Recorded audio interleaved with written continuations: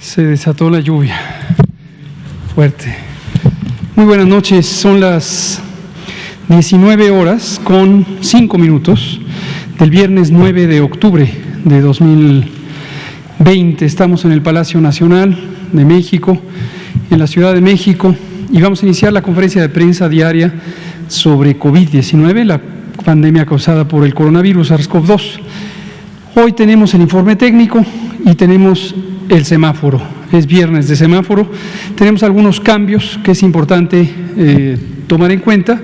Los va a explicar el doctor Ricardo Cortés Alcalá, director general de Promoción de la Salud, y vamos a hacer énfasis en la importancia de observar el semáforo de riesgo COVID para tener una mayor precaución durante el periodo de desconfinamiento. Y enseguida abrimos a preguntas y respuestas. Por favor, doctora Lomía, si es tan amable. Con mucho gusto, señor subsecretario. Bienvenidos a la conferencia vespertina número 222. A todas y todas las personas que nos ven de manera tanto virtual a través de los diferentes medios como los que están aquí en el recinto. También es el día número 132 ya de esta nueva normalidad, precisamente caracterizada por las intervenciones del semáforo de riesgo COVID, que el día de hoy se va a presentar en relación a su implementación para las siguientes 2 semanas a partir del próximo lunes, pero se anuncia siempre los viernes precisamente para dar el tiempo necesario a la población de atender las indicaciones que para este momento ya las autoridades locales, porque ellos tuvieron conocimiento de la evaluación de riesgo días atrás, están implementando para salvaguardar lógicamente la salud, pero en función del riesgo que tengan en cada entidad, también permitir ciertas actividades en los espacios públicos, en lo social, para lógicamente también poder lograr este balance del que siempre hemos hablado entre la protección de la salud, que es muy importante, pero también el bienestar social, que es necesario para poder tener esta salud. Veamos la siguiente diapositiva. Vamos a actualizar el escenario nacional. Ya tenemos algunos días que pasamos los 2 millones de personas que en su momento han recibido una valoración clínica, epidemiológica, una atención médica en alguna unidad de salud. El día de hoy son más de 2.068.000 y que a través entonces de esta evaluación han podido ser identificados como casos sospechosos de la enfermedad, esto porque presentaban signos y síntomas compatibles con la misma, y la gran mayoría de ellas, estamos hablando más del 92%, también se le realizó una prueba de laboratorio para poder identificar si había o no la presencia del virus SARS-CoV-2 en sus vías respiratorias. Esto se hace, como sabemos, a través de la toma de un hisopo faríngeo o nasofaríngeo, es decir, a través directamente de la boca o a través de la nariz. La idea es llegar a la zona de la faringe y poder recolectar la muestra, células y en su momento secreciones que pueden contener lógicamente el virus SARS-CoV-2 y de esa manera se identifican. De estas ya 956.251 han sido negativas, es decir, no se identificó la presencia del virus en sus vías respiratorias, y 809.751 han sido ya finalmente clasificadas como casos confirmados de la enfermedad, el 97% de ellas con un resultado positivo al virus SARS-CoV-2. Estamos esperando resultados para el día de hoy, ahora en 42.271, que son los casos aún sospechosos que tienen la posibilidad de obtener este resultado para ser clasificados como confirmados o descartados, y precisamente en la gráfica es lo que podemos ver representado. Las barras de color verde en la parte superior son precisamente todas aquellas personas que ya han salido negativas. Las barras de color café claro en la parte inferior son todas las que fueron ya finalmente clasificadas como casos confirmados de la enfermedad.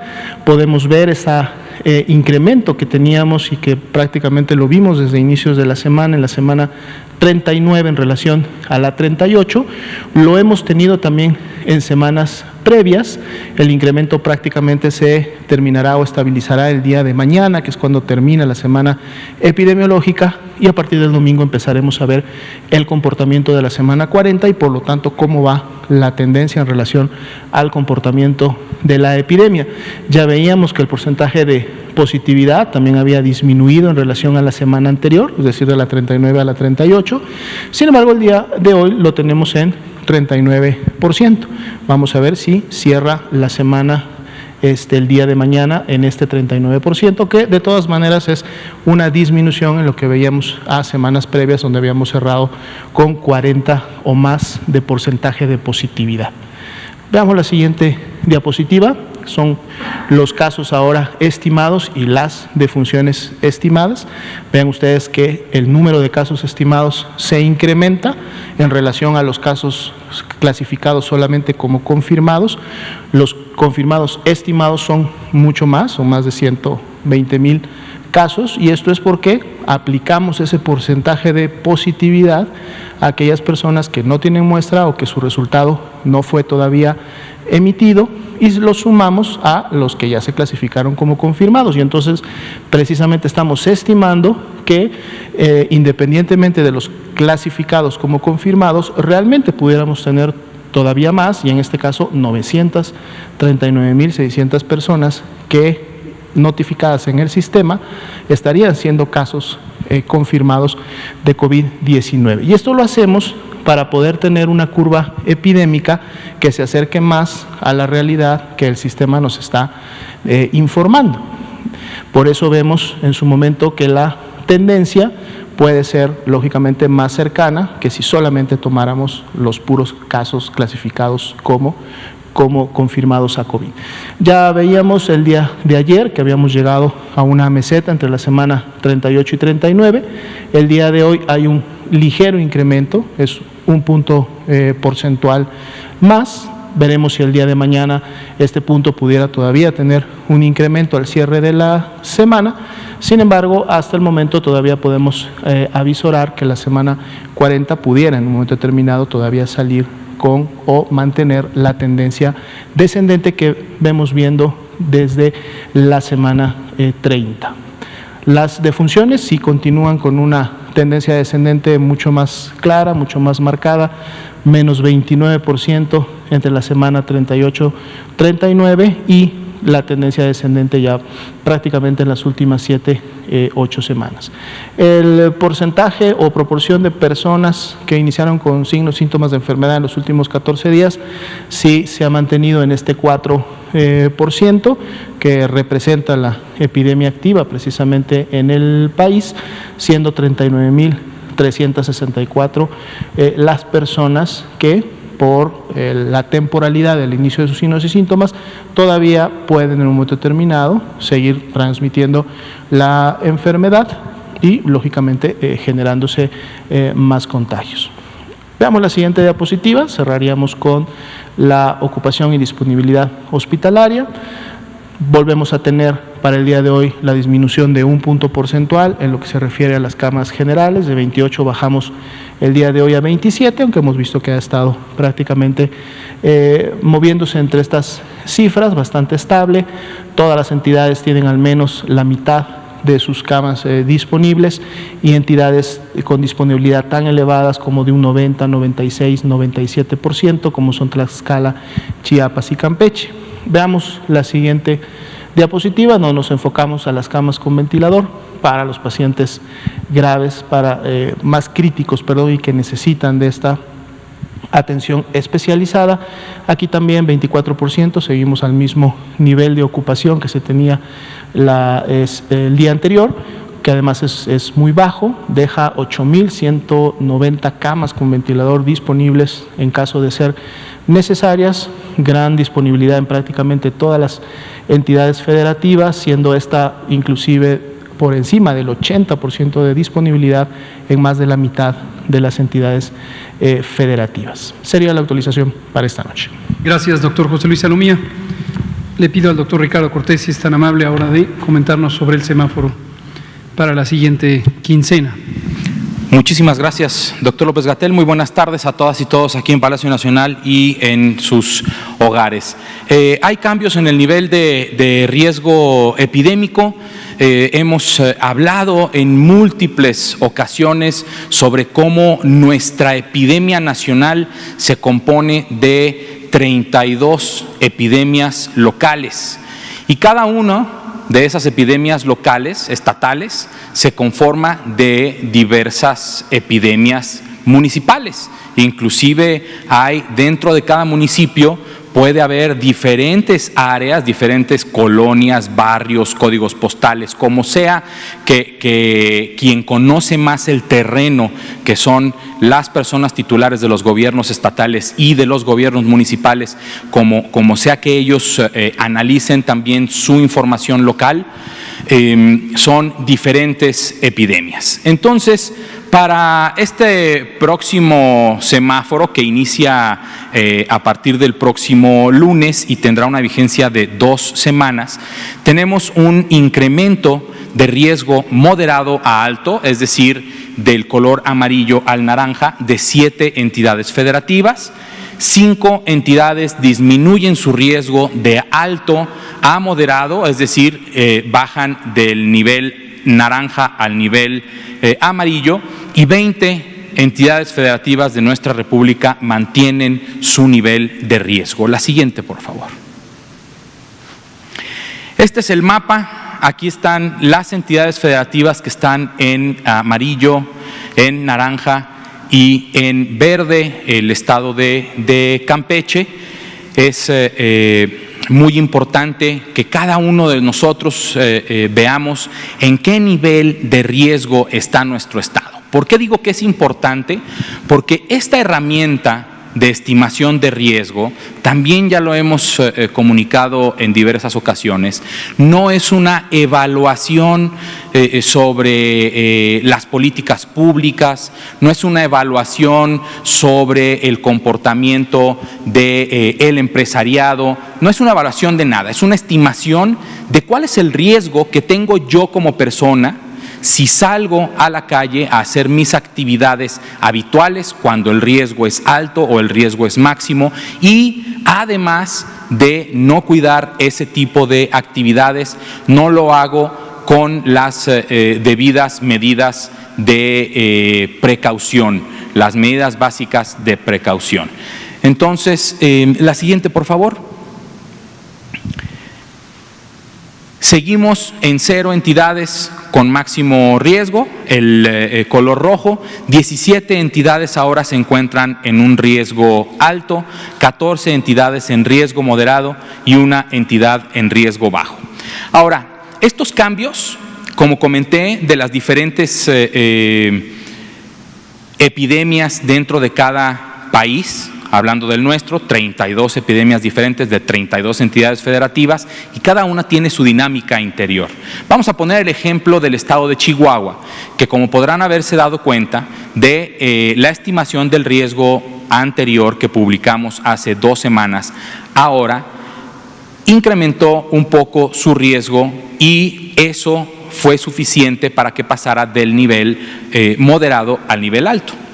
Esto después de analizar la información local y de hablar con las autoridades locales de salud y del gobierno del estado, estamos viendo que se está dando en un foco, como dicen los que presentan o hemos presentado mapas de calor, hay un foco que tiene un incremento en la actividad en la zona de Ciudad Juárez. Eso quiere decir que el incremento de riesgo del estado de Chihuahua se está dando más por un incremento en la actividad del virus en la zona de Ciudad Juárez que en todo el estado. Esto, ¿por qué lo comentamos? Lo comentamos porque es muy importante para seguir avanzando en la mitigación de la epidemia. La siguiente, por favor. ¿Por qué? Porque, bueno, personalmente, este semáforo nos debe decir personalmente qué hacer. Si tienes síntomas, quédate en casa y avisa a tus contactos, sobre todo de los 2 días antes de que iniciaste sintomatología. ¿Eso qué significa? Si yo, Ricardo Cortés, empiezo síntomas hoy viernes, tengo que avisarle a mis amigos, familiares, colaboradores de trabajo cuando inicié, y les tengo que avisar a los que estuvieron conmigo cercanamente el jueves y el miércoles. ¿Para qué? Para que ellos estén pendientes de su salud y se aíslen. Yo tengo que estar aislado porque tengo sospecha de COVID y hay una probabilidad de que realmente sea COVID, y estos contactos míos también, y por eso también tienen que estar aislados. Y lo de cómo ver dentro de cada uno de nuestros estados la dinámica de la epidemia es por esto: hay que colaborar y seguir las indicaciones de nuestras autoridades locales. Si aquí yo, Ricardo Cortés, como ciudadano que vive en la Ciudad de México, no solo tengo que estar pendiente de que la Ciudad de México esté en naranja, sino que también tengo que estar pendiente que lo que mi jefa de gobierno, la doctora Claudia Sheinbaum, y su equipo de trabajo están indicando sobre cuáles son las actividades que se van modificando para poder seguir disminuyendo en los indicadores, en la dinámica de la enfermedad, para poder ir bajando y llegar a un nivel más bajo de riesgo. Lo mismo sucede en el estado de Chihuahua. El estado de Chihuahua saldrá a seguramente anunciar qué significa este cambio en el riesgo, que está dado principalmente por un foco en Ciudad Juárez, y cuáles van a ser las actividades que en conjunto el gobierno local, la sociedad y el empresariado tienen que hacer para regresar a una disminución del riesgo, sobre todo en esta zona de Ciudad Juárez, para retornar a el nivel de riesgo amarillo. La siguiente, por favor. Si tenemos síntomas respiratorios y además formamos parte de estos grupos de mayor riesgo, hay que acudir de inmediato a recibir atención médica. ¿Para qué? Si yo soy una persona que vive con diabetes y empiezo con sintomatología, tengo que estar seguro que mi control metabólico es correcto para que la COVID no tenga un mayor riesgo de complicarme. Hay que recordar los signos de alerta de esta enfermedad: la falta de aire, el dolor en el pecho, la fiebre persistente, desorientación, somnolencia, y si tenemos la oportunidad de tener un pulsoxímetro en casa, o si el gobierno local está acudiendo casa a casa a buscar personas con sintomatología y le ofrecen y traen el pulsoxímetro, déjese tomar la oximetría. ¿Por qué? Porque si tiene una saturación menor del 93% de oxígeno, esto es un signo de alerta y hay que ir a un hospital a atenderse. Si tienes una emergencia, marca al 911. Recuerda que seguir mitigando esta epidemia en nuestro país está en nuestras manos. Hay que lavarnos frecuentemente nuestras manos, hay que usar nuestras manos para emplear la etiqueta respiratoria, cubriendo nariz y boca con el ángulo interno del codo. Hay que utilizar nuestras manos para colocarnos correctamente el cubrebocas cubriendo nariz y boca, y hay que utilizar nuestras manos con sabiduría para no estar compartiendo noticias falsas. Si te cuidas tú, nos cuidamos todas y todos. Eso es lo que dice Susana Distancia y eso es lo que hay que seguir haciendo. Muchas gracias. Gracias, doctor Ricardo Cortés. Pues muy bien, aquí está la información. Este viernes 9 de octubre, insistimos, la epidemia sigue activa. Tenemos un trecho de 9 semanas consecutivas en descenso. Entre la semana más reciente, de acuerdo con el reporte, tenemos ya un descenso que no se concretó. Tenemos, de hecho, un pequeño incremento de 1%. Mañana cierra esta semana. Estamos viviendo en la semana número 41 y mañana cerrará la información de la semana 39, que es la que muestra este incremento de 1% con respecto a la semana 38. Y además, el porcentaje de positividad ya no continuó disminuyendo, había llegado desde 59% en la última semana de julio, la semana 29 del año, hasta 37%, pero ha estado oscilando entre 37, 38 y ahora 39%. La magnitud absoluta de este porcentaje de positividad no es interpretable por sí misma, lo relevante es que se hace con una metodología consistente y entonces podemos identificar cómo va variando el porcentaje de positividad.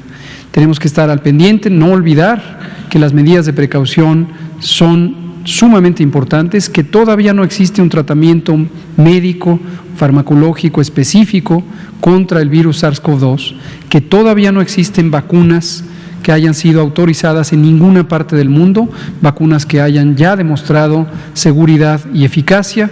Deseamos que pronto haya una vacuna en el mundo y México, el gobierno de México, está haciendo todos los esfuerzos necesarios para tener las vacunas lo más pronto posible, lo más oportunamente posible, siempre y cuando son seguras y eficaces, pero lo más oportunamente posible.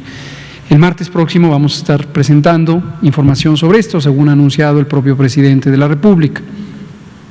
Las medidas de precaución, por lo tanto, ya lo dijo el doctor Ricardo Cortés, se basan fundamentalmente en el distanciamiento físico, mantenernos a sana distancia, a 2 metros la mayor parte del tiempo de toda otra persona, en especial cuidar el contacto de la vía respiratoria, que es el mecanismo por el que pueden fluir las partículas líquidas. Utilizar el cubrebocas, que es un mecanismo útil para disminuir la salida de estas partículas líquidas, incluyendo los aerosoles, y disminuir con ello los contagios a partir de la persona infectada. Mantenernos en casa, de ser posible, lavarnos las manos y, si tenemos síntomas, asumir que podemos tener COVID, y las personas que tienen 60 o más años de edad o que tienen las enfermedades crónicas que hemos insistido, que se relacionan con una complicación o con la probabilidad aumentada de complicaciones de COVID, deben ir al hospital, se recomienda ampliamente, les pedimos por favor ir al hospital para que sean evaluados y entonces se pueda identificar si tienen o no una complicación, la complicación más clara, más directa, más obvia, más característica de COVID es la neumonía, la neumonitis, la inflamación pulmonar, que causa imposibilidad de intercambiar oxígeno, de meter oxígeno desde el aire ambiental hacia los pulmones y con ello hacia la circulación sanguínea, hacia la sangre y al resto del organismo. Entonces es importante esta valoración temprana. Y un último comentario, resumiendo aquí o retomando lo que ya explicó el doctor Cortés en forma detallada respecto al semáforo, no perder de vista que el semáforo es una guía de referencia. Lo importante del semáforo es que es un solo semáforo con una metodología pública, transparente, trazable, que ha sido cuidadosamente diseñada con la colaboración y asistencia de personas especialistas en múltiples campos, incluidos los colegas de la Universidad Nacional Autónoma de México y el Centro de Investigación en Matemáticas, que nos ayudan a hacer la evaluación periódica en forma independiente de la propia operación de gobierno. Y agradecemos en ello el esfuerzo de CONACYT y la doctora Álvarez Builla en coordinar toda esta asistencia científica. En su momento también agradecemos a los 32 gobernadores, la gobernadora de Sonora y la jefa de gobierno de la Ciudad de México, quienes directamente o a través de sus equipos técnicos contribuyeron a enriquecer este semáforo. Entonces, no perder de vista, es un solo semáforo, pero eso no quiere decir que se pierda la atribución de las autoridades estatales. Todos y cada uno de los mandatarios y las 2 mandatarias estatales son autoridades sanitarias. Las decisiones específicas que se toman en cada entidad federativa para abrir o mantener cerrados los espacios públicos, el comercio, los trabajos, las actividades recreativas, las actividades sociales, diversas actividades económicas, es una decisión de su gobernador, su gobernadora o la jefa de gobierno. No es una decisión del Gobierno de México. ¿Por qué razón? Porque por ley las personas titulares del Poder Ejecutivo estatal son autoridades sanitarias. Y es muy importante confiar en ellas, confiar en ellos y respaldar sus decisiones, porque nadie mejor que ellas y ellos conoce el acontecer específico del Estado. Uno de los ejemplos que poníamos hoy, y lo hemos citado en varias otras ocasiones, es el de Chihuahua. El gobernador de Chihuahua conoce con mejor detalle de lo que podríamos conocer en el gobierno federal cuál es esta realidad compleja en donde en la región de Juárez hay mayor intensidad de transmisión, hay mayor movilidad en el espacio público comparado con la capital del estado o la región centro y sur. Este es uno de los ejemplos, hemos hablado de muchos otros, también hemos reconocido el éxito que se ha logrado en algunas entidades federativas por mantener una organización muy cuidadosa del proceso de desconfinamiento. Esta semana tuvimos una conversación, por cierto, con la secretaria de Desarrollo Económico de Puebla, a quien hemos felicitado, a ella como líder del área de Desarrollo Económico, al secretario de Salud de Puebla también y por supuesto al gobernador Miguel Barbosa, porque han tenido uno de los modelos más estructurados de desconfinamiento, considerando con mucho rigor científico y mucha calidad técnica el balance entre la utilidad social y económica de las distintas actividades respecto al riesgo de que pudieran contribuir a la transmisión de la enfermedad. Y también hemos felicitado al gobernador y el gobierno de Campeche, al gobernador Aiza y al secretario de Salud y a todo el equipo de gobierno en Campeche, que han sido el primer estado que logró llegar al semáforo verde, vuelven a estar en semáforo verde y han mantenido mucho cuidado, mucho rigor en este sentido. Vamos a abrir a preguntas y respuestas. Empezamos con Héctor García, de Grupo Cantón, Periódico Basta. Gracias, subsecretario. También quiero hacerle una pregunta al doctor Ricardo Cortés Alcalá. La primera pregunta, doctor Cortés, con esta información que nos da de que se detuvo el descenso en los contagios, en los portadores, y con la información que nos llega de Europa de que en Madrid se decretó una emergencia en la ciudad por 10 días, ¿Qué sigue aquí en la ciudad, bueno, en el país? ¿Se encienden los focos? Hay que estar en alerta, autoridades y población, para que no caigamos precisamente en esa situación. Y para usted, subsecretario, tengo entendido que hoy junto con el secretario de Educación se reunieron con las autoridades de Campeche, precisamente para saber si se iban a retornar a las clases presenciales. Con la información que nos están dando, aun cuando está en verde, ¿se podría decir que se quede en stand-by esta medida? Gracias. Empiezo con esta última. No fue hoy, fue la semana pasada, pero efectivamente no lo habíamos comentado aquí y ese es el sentido de la conversación. Con el secretario Esteban Moctezuma lo hemos comentado, hemos tenido una colaboración estupenda, muy detallada, muy puntual. La Secretaría de Educación Pública y el propio secretario han estado muy atentos a mantener todas las medidas de seguridad sanitaria, no solo en los recintos escolares, sino en general en toda la actividad del sistema educativo nacional. Y tuvimos la conversación con Campeche porque se había estipulado que al llegar a semáforos verdes se podría, no que se debería, se podría considerar la apertura de las actividades escolares.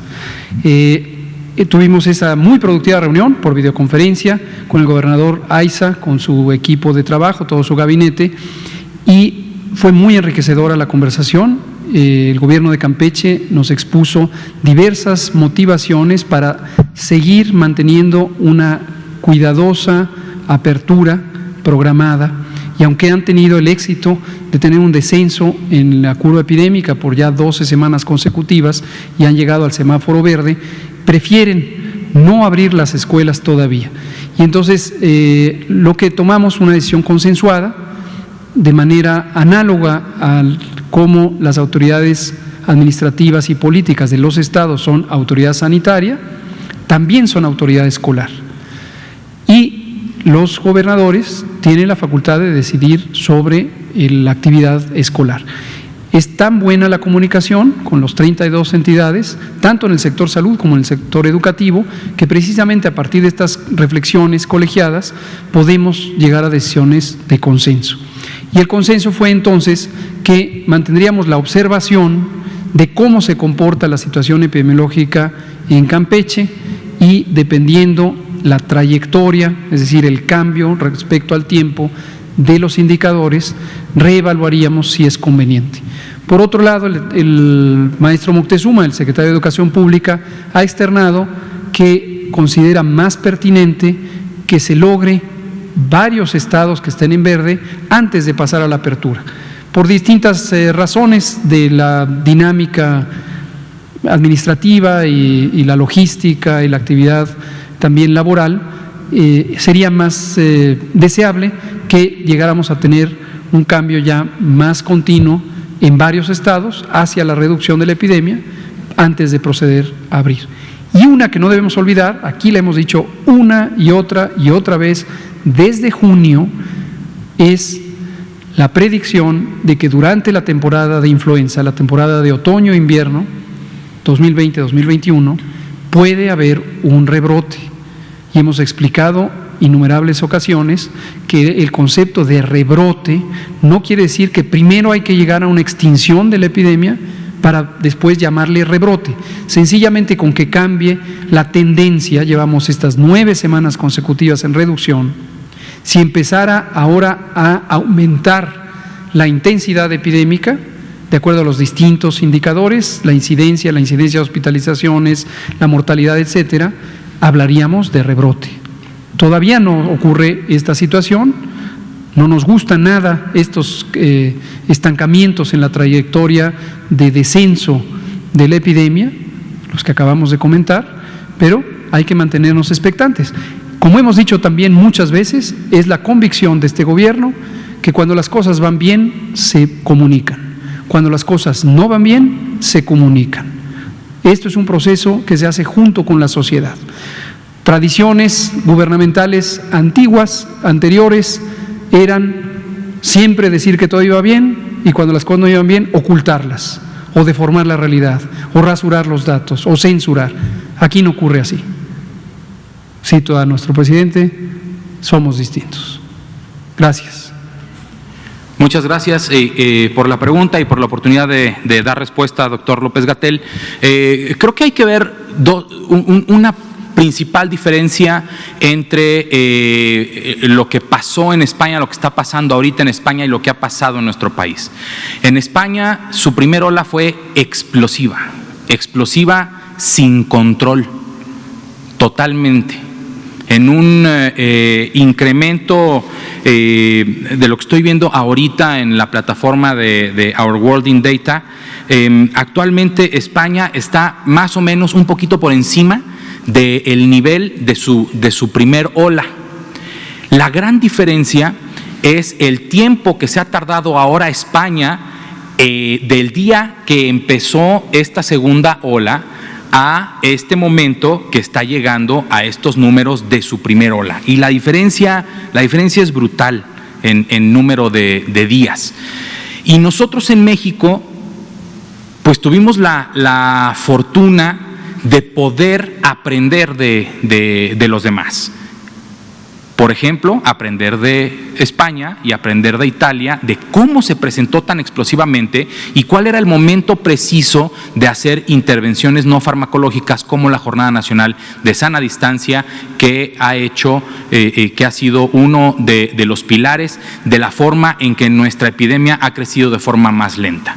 Entonces, me parece que el mensaje es: nunca hay que bajar la guardia. Nunca hay que bajar la guardia, primero porque ya lo dijo el doctor López-Gatell, es una enfermedad que no tiene tratamiento, no tiene una terapéutica preventiva como todos la quisiéramos, que es la vacuna. Aún no está, no hay un tratamiento específico como sí lo hay con la influenza, con el oseltamivir, y lo que hay que hacer son medidas no farmacológicas: distancia física, lavado de manos, uso de cubrebocas, quédate en casa si estás enfermo. Entonces, no hay que nunca bajar la guardia y hay que seguir manteniendo esta tendencia a la baja, y me parece que con los datos que estamos viendo también de España, de cómo ha ido creciendo poco a poco, me parece que también hemos sido, así como aprendimos nosotros de otras experiencias para mitigar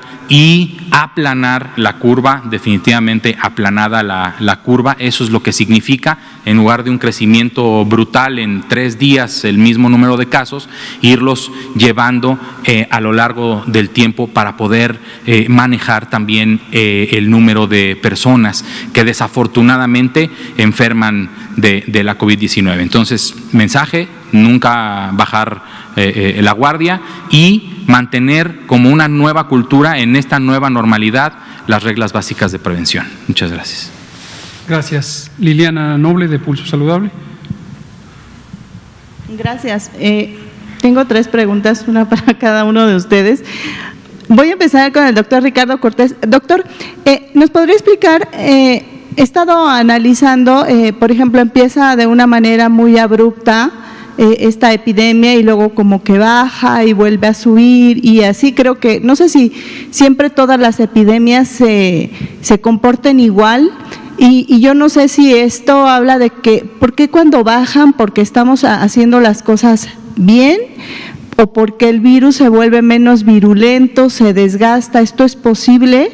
Y si es así, ¿en qué momento tenemos que conocer los ciudadanos que tenemos que reforzar las medidas desde casa? Hay que empezar también desde casa para el exterior.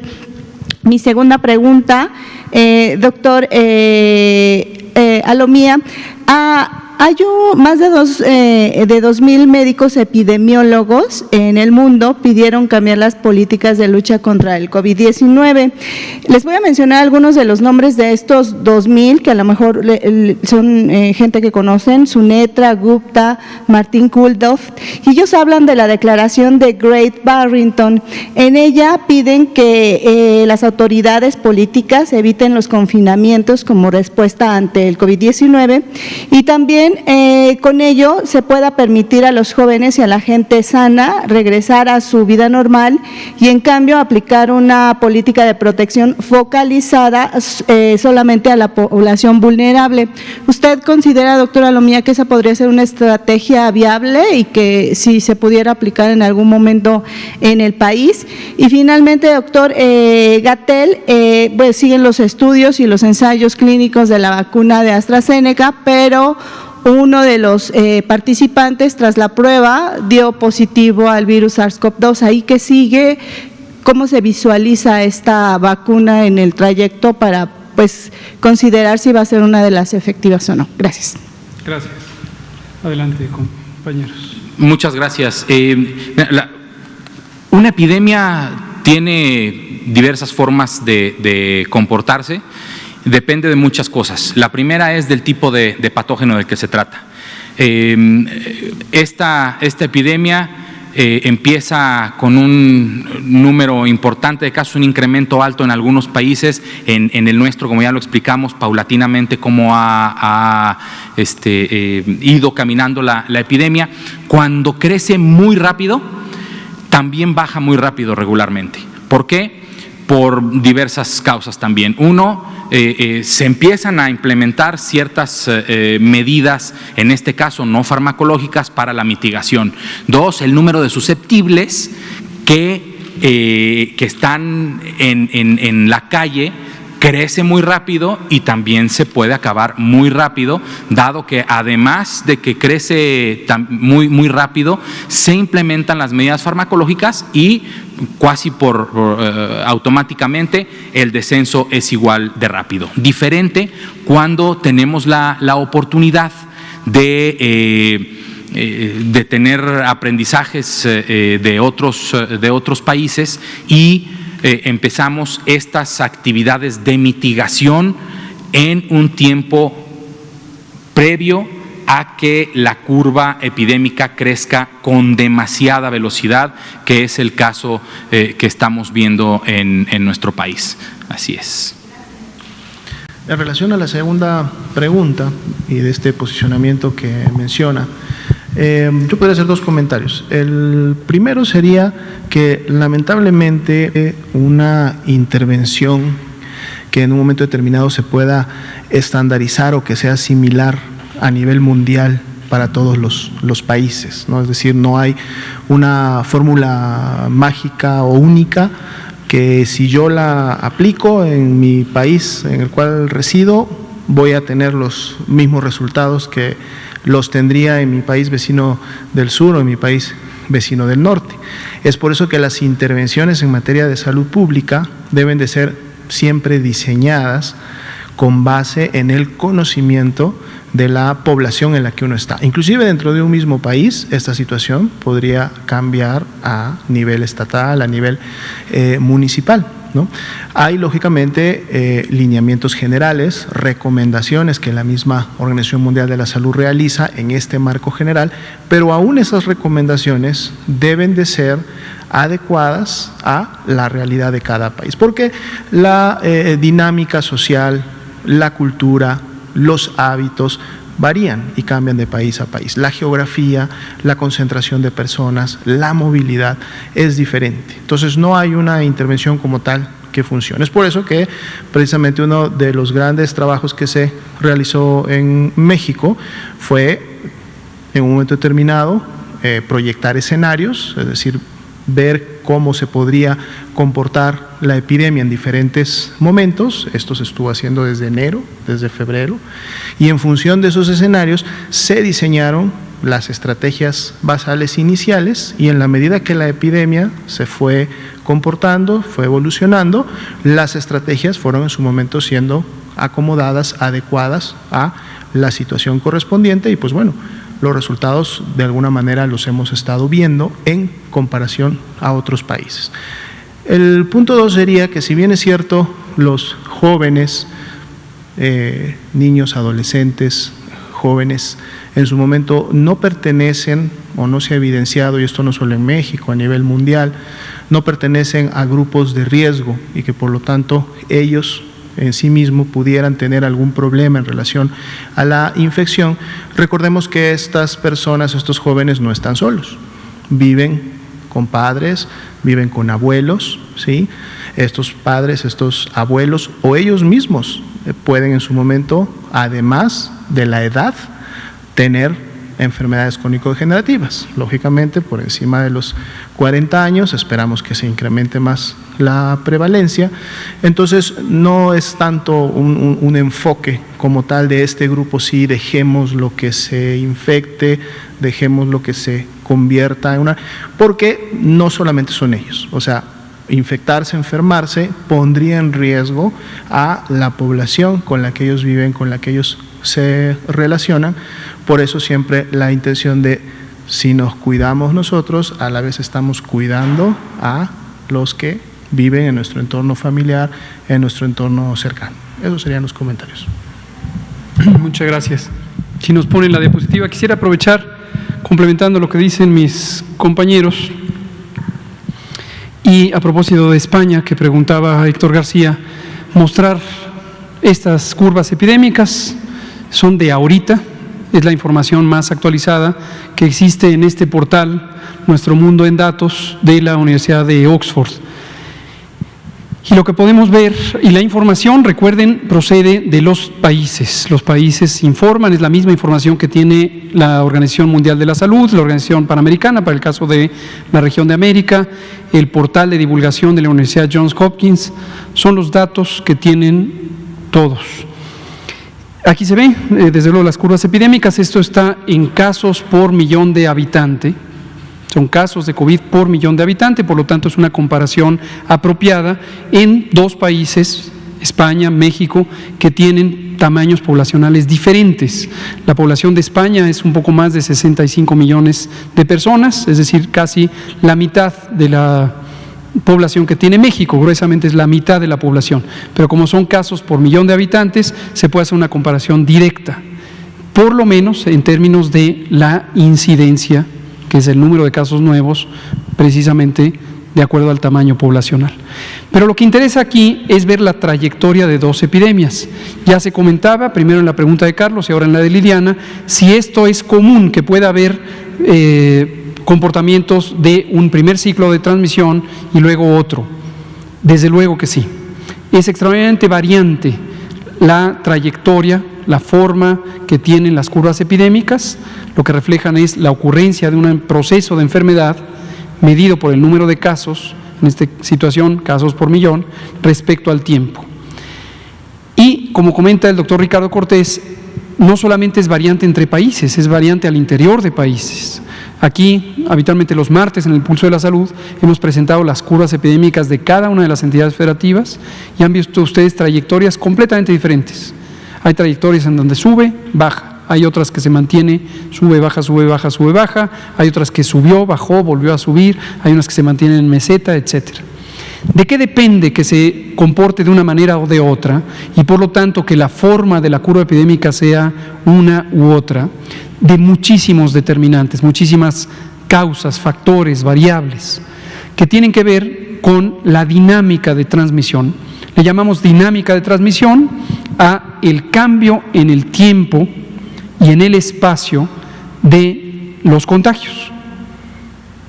Es la propagación de los contagios o del virus que se contagia de persona a persona. Este es un virus, el SARS-CoV-2, igual que el de la influenza, que no tiene reservorios, no tiene depósitos en sustancias inertes, cuando no menos no por tiempos significativos. No es que se pueda contagiar por agua, como ocurre con los virus que causan enfermedades infecciosas del aparato digestivo. No se transmite por vía sexual, no se transmite por contacto indirecto a través de instrumentos, no se transmite por sangre, no tiene otras maneras de transmisión, no se transmite por heces, por materia fecal, no se transmite también. Todo eso ha sido estudiado. Es improbable que se transmita a través de animales o vectores.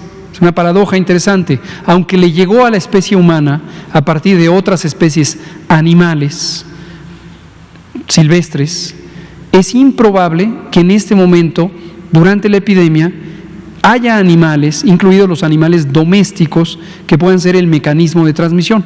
Su perro, su gato, su canario, su gallina, su caballo, no van a ser un mecanismo de transmisión. La transmisión es persona a persona.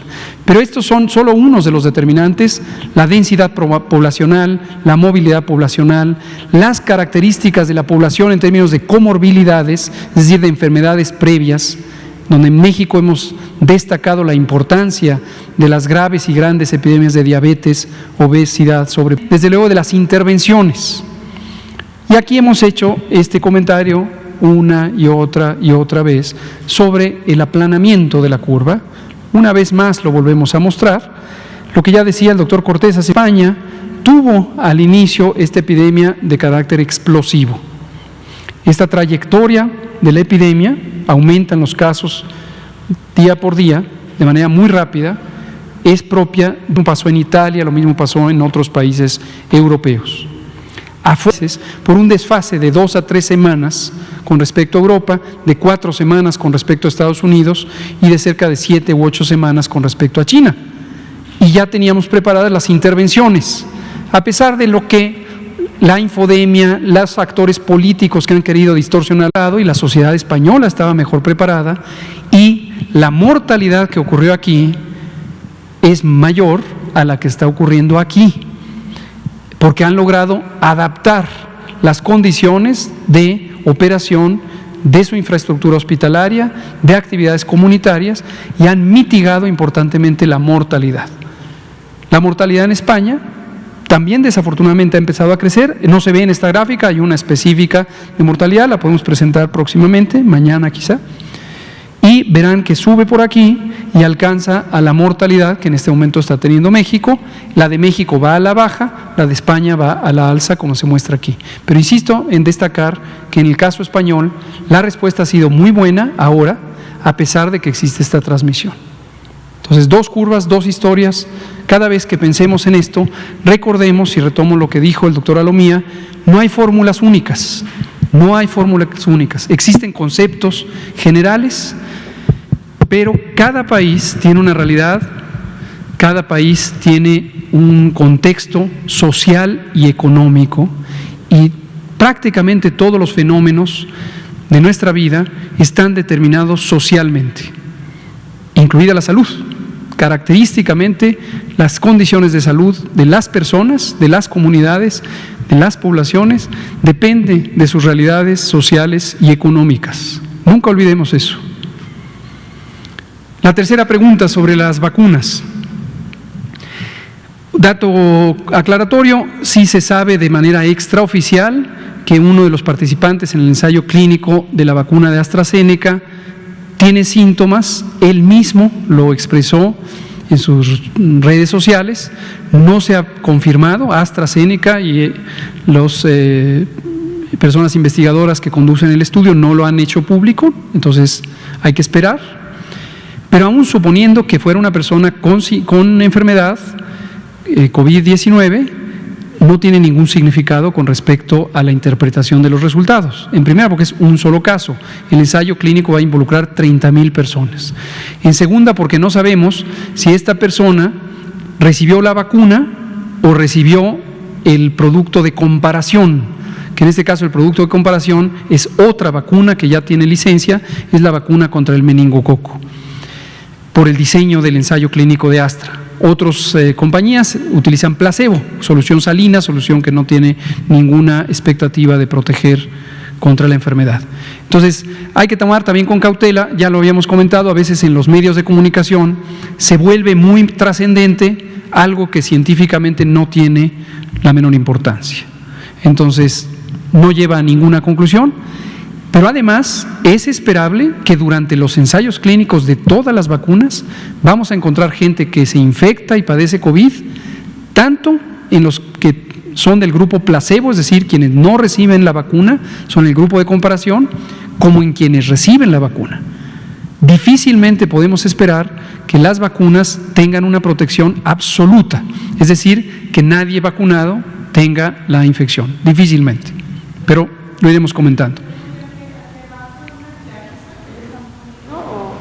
No, ni la persona que se vacuna, ni los investigadores conocen qué le tocó. Eso es un estudio cuyo diseño se llama doble enmascaramiento y es una metodología científica específica precisamente para no confundir la interpretación o sesgar la interpretación de los resultados.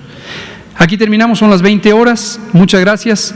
Empieza el semáforo que hemos presentado, vigencia la próxima semana, durará 15 días y seguiremos informando. La epidemia sigue activa, está en descenso, mañana veremos si se completan 10 semanas, pero sigamos alertas, informados y manteniendo las precauciones. Muchas gracias.